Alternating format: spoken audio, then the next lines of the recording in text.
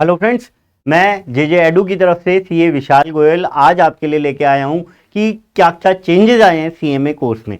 देखिए, CA institute ने भी अभी फिलहाल हाल ही में कोर्स चेंज किया। ठीक है, उसमें काफ़ी उतार चढ़ाव थे, लेकिन सीएमए इंस्टीट्यूट ने थोड़ी सी बातें शायद समझी हों। उन्होंने इतने ज़्यादा चेंजेस नहीं किए हैं, कुछ अच्छे ही चेंजेस किए हैं। पेपर वेपर कम ज़्यादा नहीं किए, ट्रेनिंग वेनिंग कोई नहीं बढ़ाई, ऑनलाइन एग्जाम वगैरह कुछ नहीं किए। तो जो चेंजेस हैं मैं फटाफट आपके साथ डिस्कस करता हूँ। 2-4-5 मिनट की वीडियो होने वाली है, जरा देखिएगा क्या क्या चेंजेस सीएमए इंस्टीट्यूट ने किए। तो मैंने एक साइड पे एग्जिस्टिंग सिलेबस लगाया हुआ है जो ऑलरेडी है, और न्यू सिलेबस में ये क्या प्रपोज कर रहे हैं ये। लेकिन एक बात जरा ध्यान से सुनिएगा, जो जो चेंजेस मैं आपको बता रहा हूँ वो तो बता रहा हूँ, लेकिन इंटरनली उन्होंने जो कोर्स करिकुलम में कुछ चेंजेस किए हों, कुछ टॉपिक्स वगैरह किए हों, वो अभी तक उन्होंने कोई एडवाइजरी वगैरह कुछ सर्कुलर के थ्रू इशू नहीं किया है। तो अंदर अगर कुछ चैप्टर्स में चेंज आया हो, क्योंकि पेपर का नाम अगर उन्होंने थोड़ा सा भी चेंज किया है तो हो सकता है चैप्टर्स में भी कुछ चेंज किया हो, तो वो चीज़ अभी उन्होंने कुछ नहीं बताई है। तो सीएमए फाउंडेशन की बात करें तो सीएमए फाउंडेशन लेवल पे पहले भी 4 पेपर थे, आज भी 4 पेपर हैं। और अगर मैं कहूँ ना तो कुछ भी चेंज नहीं किया, सिर्फ पेपरों को ऊपर नीचे कर दिया। जैसे इकोनॉमिक्स का पेपर हुआ करता था पहला, तो अब वो इकोनॉमिक्स का पेपर आपका लास्ट हो गया। नाम भी इवन सेम है, fundamental of business economics and management. ठीक है, लेकिन जो अब न्यू कोर्स में है वो बिजनेस लॉ, यहां पे भी बिजनेस लॉ एंड एथिक्स था पहले, लेकिन अब business law and business communication कर दिया। देखिए, नो डाउट सीए स्टूडेंट हो या सीएमए स्टूडेंट हो या सीएस का स्टूडेंट हो, वो पढ़ाई पे तो बहुत ज्यादा ध्यान दे रहा होता है, लेकिन उसके बिजनेस कम्युनिकेशन स्किल्स में थोड़ी बहुत कहीं कमी रह जाती है। मेल कैसे लिखनी है, लेटर्स वगैरह कैसे ड्राफ्ट करने हैं, कुछ भी। तो उसके लिए ये बिजनेस कम्युनिकेशन का इन्होंने सब्जेक्ट इंट्रोड्यूस किया, और मेरे को लगता है कि काफ़ी अच्छी चीज़ें भी हैं। ठीक है, दूसरा पेपर पहले भी सेम था, अब भी सेम है। फंडामेंटल ऑफ अकाउंट्स में पहले 80 मार्क्स की फाइनेंशियल अकाउंटिंग थी और 20 मार्क्स का कॉस्ट अकाउंटिंग था, तो अब उन्होंने नाम भी उसका वैसे ही कर दिया, fundamental of financial and cost accounting. ठीक है, और उसके बाद पुराने में लास्ट पेपर आपका मैथ का हुआ करता था, अब इन्होंने थर्ड पेपर कर दिया। तो ये फर्स्ट, ये सेकंड, ये थर्ड और ये फोर्थ पेपर। तो पहले भी 4 पेपर थे और अब भी 4 पेपर हैं, और हैं भी 400 मार्क्स के ही। ठीक है, तो फाइनल लेवल, वो सॉरी, फाउंडेशन लेवल पे बोलूं तो कोई खास चेंज नहीं आया। उसके बाद इंटर लेवल की बात करें तो इंटर लेवल पे मेरे को एक अच्छा चेंज देखने को मिला, जहां पे डायरेक्ट टैक्स और इनडायरेक्ट टैक्स, पेपर नंबर 7 आपका डायरेक्ट टैक्स का हुआ करता था, और उसके बाद पेपर नंबर 11 जो कि ग्रुप 2 में आ जाता था, क्योंकि ये पहले 4 पेपर ग्रुप 1 के हैं और उसके बाद 4 पेपर ग्रुप 2 के हैं। तो ये जो पेपर नंबर 11 था इनडायरेक्ट टैक्स का, वो ग्रुप 2 में आ जाता था। अब इन्होंने इसको मिलाकर एक ही पेपर बना दिया, पेपर नंबर 3 में डायरेक्ट और इनडायरेक्ट टैक्स।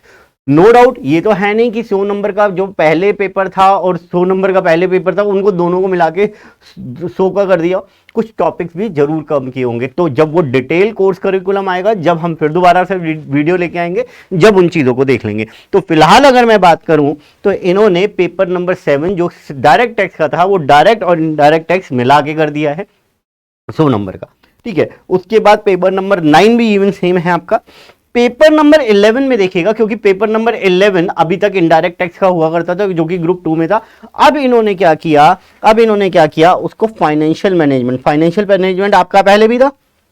ठीक है, cost management accounting, cost and management accounting, ये देखिएगा paper number 10 cost and management accounting and financial management. तो ये काफी पेपर ना, मतलब इस पेपर के साथ अगर मैं कहूँ ना तो जस्टिफाइड नहीं था ये पेपर, बहुत सारी चीजें मिला के दे रही थी। तो अब इन्होंने फाइनेंशियल मैनेजमेंट अलग कर दिया और उसके साथ जोड़ा बिजनेस डाटा एनालिटिक्स। अब ये बिजनेस डाटा एनालिटिक्स बहुत बड़ी टर्म है अपने आप में, तो ये इसमें क्या क्या डालेंगे इसके कोर्स करिकुलम में, ये तो जब पूरा का पूरा फुल फ्लैश सिलेबस आ जाएगा जब ही समझेंगे। फिलहाल के लिए इन्होंने ये जोड़ा। उसके बाद इन्होंने मैनेजमेंट अकाउंटिंग का पूरा पेपर ही अलग कर दिया, तो पेपर नंबर 12 आपका मैनेजमेंट अकाउंटिंग। तो ये हो गई CMA foundation and inter level की बातें। आगे चलते हैं जी, फाइनल लेवल। हाँ, बहुत अच्छा किया सर। एक तो यहाँ पे इकोनॉमिक्स लॉज जोड़ दिए, तो यहाँ पे कॉर्पोरेट लॉज एंड कंप्लायंसेस की जगह इन्होंने इकोनॉमिक्स लॉज जोड़ दिए। ठीक है, अच्छा किया, बहुत अच्छा किया। कॉमर्स के स्टूडेंट को जो प्रोफेशनल बनने जा रहा है उसको इकोनॉमिक्स लॉ की नॉलेज होनी चाहिए। बाकी सारे पेपर ऑलमोस्ट आपके सेम चल रहे हैं, यहाँ पे भी एसएफएम है, यहाँ पे भी एसएफएम है। ठीक है। डायरेक्ट टैक्स यहाँ पे भी था, यहाँ पे भी डायरेक्ट टैक्स है। स्ट्रेटेजिक मैनेजमेंट यहाँ पे भी था, यहाँ पे भी है। CRF यहाँ पे भी था, यहाँ पे भी है, ठीक है ना। इनडायरेक्ट टैक्स प्रैक्टिसेस यहाँ पे भी था, यहाँ पे भी है। और कॉस्ट मैनेजमेंट यहाँ पे, मतलब सारा कुछ सेम है। लेकिन हाँ, एक तो पेपर नंबर 13 इन्होंने, पहला पेपर जो CMA फाइनल का है वो ठीक किया। लास्ट पेपर बहुत ज्यादा जरूरत थी sir. Last paper strategic performance management and business valuation का जो हुआ करता था, अब उसमें आपको इलेक्टिव बना दिया। मतलब क्या, आपको 3 पेपर की चॉइस दी जाएगी, आप 3 में से कोई भी एक ऑप्ट कर सकते हैं, वो वाला पेपर आपसे लिया जाएगा, ठीक है। तो पेपर नंबर 20 जो लास्ट पेपर है वो अब आपका इलेक्टिव बना दिया है। और इलेक्टिव में इन्होंने दिया क्या क्या है, इन्होंने दिया risk management in banking and insurance. बहुत अच्छा किया सर, बहुत इसकी रिक्वायरमेंट है। और एंटरप्रेन्योरशिप एंड स्टार्टअप, बहुत अच्छा किया।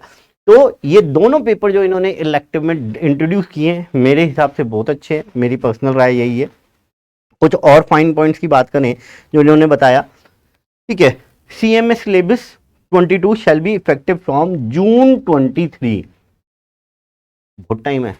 जून हम लोगों का 22 चल रहा है, उसके बाद दिसंबर 22 आएगा हमारा, उसके बाद जून 23 में ये एप्लीकेबल होगा। बहुत अच्छी बात है सर। अभी हमारे पास एक अटेम्प्ट है। Student taking enrollment in the final course have to give one time option about the choice of elective paper.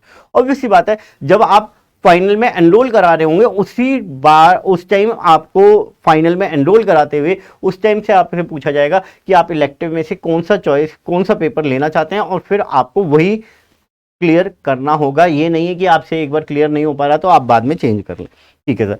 2016 shall be continue till दिसंबर 23। ये भी बहुत अच्छा है भाई। तो ये देख लो कि एक टाइम का जून 23 से ये नया कोर्स एप्लीकेबल कर देंगे, फिर भी आपका पुराना कोर्स दिसंबर 23 तक चलता रहेगा। तो कितना टाइम हो गया, एक तो दिसंबर 22 आएगा, अभी जून 23 आएगा और दिसंबर 23। तो 3 अटेम्प्ट है आपको पुराने वाले कोर्स में क्लियर करने के लिए, इंटर में है या फाइनल में आप। All student seeking the conversion into syllabus 22 shall be given one time option to be exercised at least 6 months prior to the examination for necessary verification and approvals। Change कराना होगा तो आपको 6 महीने का टाइम, ठीक है। once their request for conversion is accepted, all students have to purchase necessary study material under the syllabus 22 at a prescribed rate। तो ज़्यादा कोई रेट वगैरह नहीं होते सर। ये मतलब ये छोटी सी बात कर दी आपने, नहीं भी डालते इंस्टीट्यूट वाले तो भी बाय डिफ़ॉल्ट कवर था, समझ में आ गई थी। वरना तो आज की डेट में सारे इंस्टीट्यूट यही कर रहे हैं कि ऑनलाइन मटेरियल अवेलेबल है ही, वहाँ से भी हम डाउनलोड कर सकते हैं। तो फ्रेंड्स मैं इतना ही कहूँगा, डिटेल कोर्स करिकुलम एक बार आएगा जब हम फिर दोबारा डिस्कस करेंगे। टिल देन मेहनत करते रहिए और बिल्कुल भी ध्यान मत दीजिए कि नई चीज़ क्या आ गई है। पुराने वाले फटाफट पुराने में मेहनत करें और निकाल दें, क्योंकि कोई खास चेंज हुआ नहीं है। फाइनल वालों के लिए फिर भी इलेक्टिव का है, तो फाइनल वाले तो जो दे रहे हैं उनके पास 2-3 अटेम्प्ट हैं, फटाफट निकाल दो। जब जो इंटर वाले हैं वो तो अब एनरोल कराएंगे तो नए वाले में ही जाएंगे, ठीक है फ्रेंड्स। तो थैंक यू वेरी मच, मिलेंगे फिर दोबारा डिटेल्ड कोर्स करिकुलम के साथ। Thank you.